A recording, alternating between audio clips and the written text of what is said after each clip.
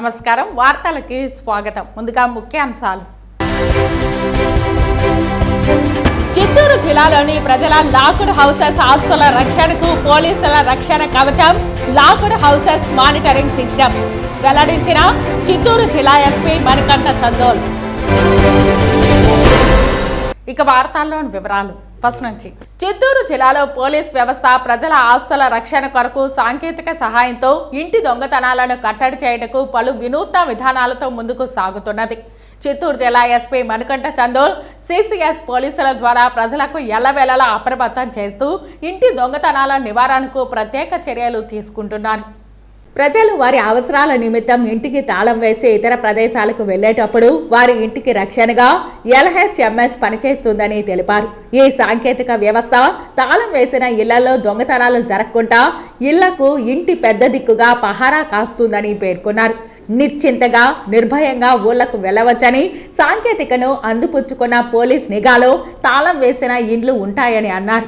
అపరిచితులు కొత్త వ్యక్తులు ఆ ఇళ్లలో ప్రవేశిస్తే వెంటనే పోలీసులకు సంకేతాలు వెళ్లి దొంగలను రెడ్ హ్యాండెడ్గా పట్టుకునే వీలుంటుందని తెలిపారు. ఇందులో ప్రజలు ₹1 ఖర్చు కూడా భరించాల్సిన అవసరం లేదని, చేయాల్సిందల్లా ఒక్కటే తమ స్మార్ట్ ఫోన్ ద్వారా locked houses monitoring app download చేసుకోవడమే అని తెలిపారు.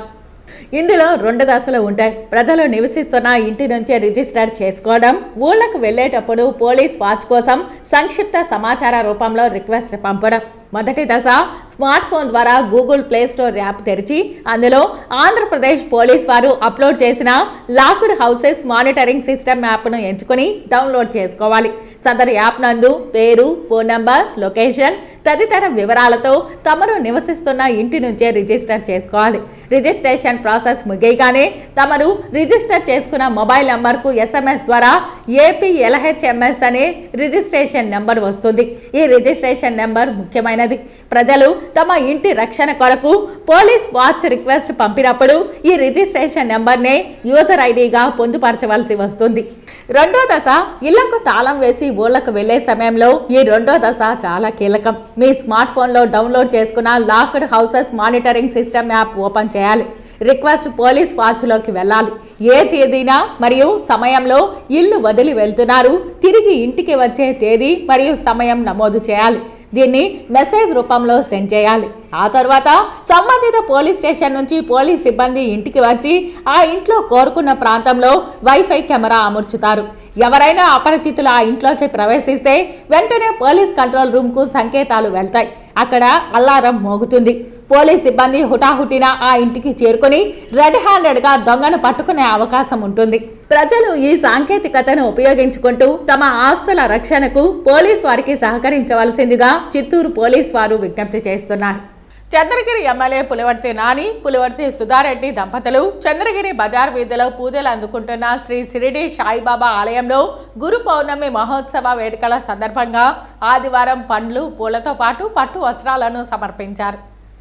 గురు పౌర్ణమి మహోత్సవ వేడుకలకు ఆలయ పెద్దలు చంద్రగిరి ఎమ్మెల్యే పులివర్తి నానిని ఆహ్వానించారు. వారి ఆహ్వానం మేరకు ఆలయానికి చేరుకున్న పులివర్తి దంపతులకు ఆలయ పెద్దలు, కమిటీ సభ్యులు మంగళ వాయిద్యాలతో, వేద పండితుల మంత్రోచ్చరణలతో, పూర్ణ కుంభంతో స్వాగతం పలికారు. నాని దంపతులు పండ్లు, పూలతో పాటు పట్టు వస్త్రాలను శ్రీ షిరిడి సాయినాథునికి సమర్పించారు. ఆలయ అర్చకులు ప్రత్యేక పూజలు నిర్వహించి స్వామివారికి ధూపదీప నైవేద్యాలు సమర్పించి తీర్థ ప్రసాదాలను అందించి ఆశీర్వదించారు. శ్రీ షిరిడి సాయినాథుని కృపా కటాక్షాలు ఎల్లవేళలా నియోజకవర్గ ప్రజలకు ఉండాలని ఎమ్మెల్యే సాయినాథుని ప్రార్థించారు. ఈ గురు పౌర్ణమి వేడుకలలో ఆలయ పెద్దలు, కమిటీ సభ్యులు, భక్తులు, కూటమి పార్టీ నాయకులు తదితరులు పాల్గొన్నారు. భగవదాయ నమః ఐశ్వర్యారోగ్యభివర్ధతాఫలప్రసాదసిద్ధిరస్తు ధనధాన్య వంశగోత్రాభివృద్ధ్యర్థం సకల సౌభాగ్య సిద్ధిద్వారా ఏతద్భగవదాయ నమానస్యానుకృతార్థం ఓం మంగళం గురుదేవాయ మహనీయ గుణాత్మ. 36 రాజకీయ హత్యలు జరిగినట్లు పులివెందుల ఎమ్మెల్యే ఆరోపించారు. జరగలేదని హోంమంత్రిగా నేను చెబుతున్నా. ఆ 36 ఎక్కడ జరిగాయో జగన్ చెప్పగలడా? ఫేక్ జగన్పై ఎందుకు కేసు పెట్టి చర్యలు తీసుకోకూడదు అని హోంమంత్రి వంగలపూడి అనిత ప్రశ్నించారు. లా అండ్ ఆర్డర్ గురించి జగన్ రెడ్డి మాట్లాడడం దెయ్యాలు వేదాలు వల్లించినట్లు ఉందని ఆమె ఎద్దేవా చేశారు.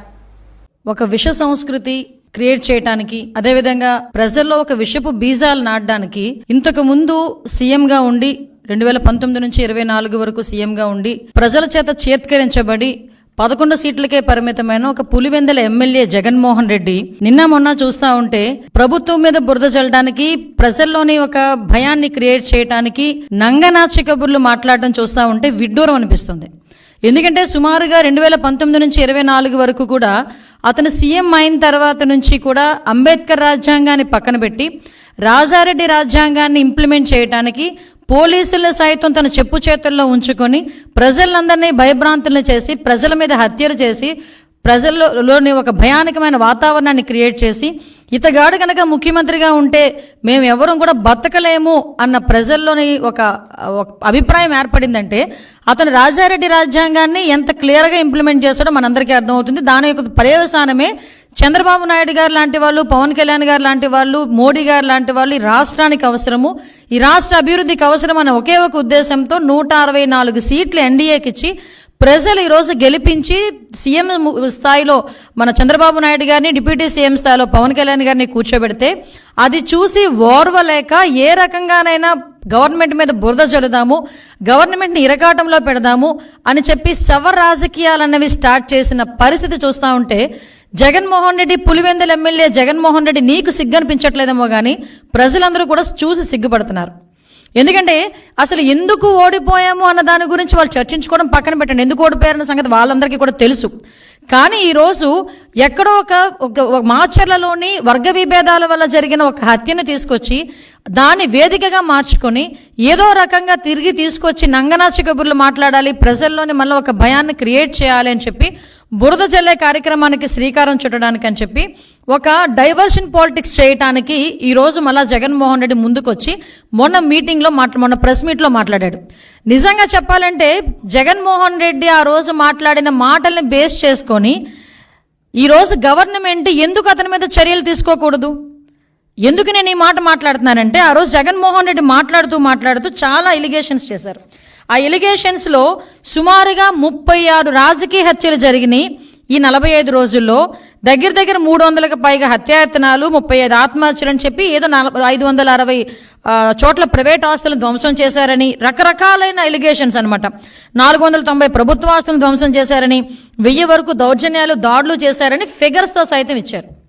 వీటన్నిటి గురించి పక్కన పెట్టు. 36 రాజకీయ హత్యలను మాట్లాడు. నీ దగ్గర డేటా ఉందా? డేటా ఉంటే నాకు ఇవ్వండి ఒకసారి. యాజ్ హోమ్ మినిస్టర్గా అడుగుతున్నాను నేను. నీ దగ్గర నిజంగానే 36 రాజకీయ హత్యలు జరిగినాయి అని చెప్పి నీ దగ్గర కనుక డేటా ఉంటే ఇవ్వు. డేటా లేకపోతే ఎందుకు అలా చేసావు? నీ మీద ఎందుకు చర్య తీసుకోకూడదు పులివెందుల ఎమ్మెల్యే జగన్మోహన్ రెడ్డి నీ మీద? ఎస్, ఒకసారి చెప్పాలి. 36 రాజకీయ హత్యలు కాదు, అసలు యాక్చువల్గా రాజకీయ హత్యలు అని చెప్పి ఇతను మాట్లాడుతుంటే రాజకీయ హత్యలు జరిగినవి 4. మీకు ఇంకో విషయం చెప్పనా? నేను ఇది ప్రజలకు చెప్తున్నా, జగన్మోహన్ రెడ్డికి చెప్పాల్సిన అవసరం లేదు. ఎందుకంటే జగన్మోహన్ రెడ్డికి విషయం తెలుసు. కానీ ఏదో రకంగా గవర్నమెంట్ మీద బురద జల్లాలి కాబట్టి, చంద్రబాబు నాయుడు గారి మీద బురద జల్లాలి కాబట్టి ఏదో రకంగా అడ్డదారి తొక్కైనా మళ్ళీ ఏదో రకంగా సీఎం కుర్చీలో కూర్చుని పోవాలని కలలకు అంటున్నాడు కాబట్టి ఈరోజు మా మీద బురద చల్లడానికి 36 రాజకీయ హత్యలు, 300 మంది దాడులు, అవి ఇవని చెప్పి ఫిగర్స్ సైతం చెప్తున్నాడు. వార్తలు ముగించే ముందు ముఖ్యాంశాలు మరోసారి. చిత్తూరు జిల్లాలోని ప్రజల లాక్డ్ హౌసెస్ ఆస్తుల రక్షణకు పోలీసుల రక్షణ కవచం లాక్డ్ హౌసెస్ మానిటరింగ్ సిస్టమ్ వెల్లడించిన చిత్తూరు జిల్లా ఎస్పీ మణికంఠ చందోల్. ఈ వార్తలు ఇంతటితో సమాప్తం. నమస్కారం.